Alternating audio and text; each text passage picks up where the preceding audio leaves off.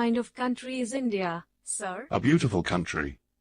This type of question has often been asked. Do not believe that snakes and tigers are killed by the people if they come too close. My son is in the Punjab. He is a soldier. The Punjab is a fine place. It is a very healthy place to live in. I am glad to hear it. Maggie, take Mr. Gupta upstairs. I will wash my hands and bring tea. As we drank tea, I talked about India. See the photo of my son, Frankie. Maggie, show Mr. Gupta the ring which your brother sent you. Can you see the past and future in it? I took it and examined it.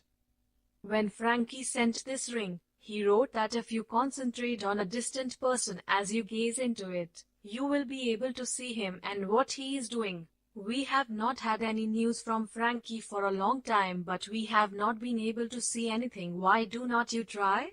You are an Indian, you may be able to do it.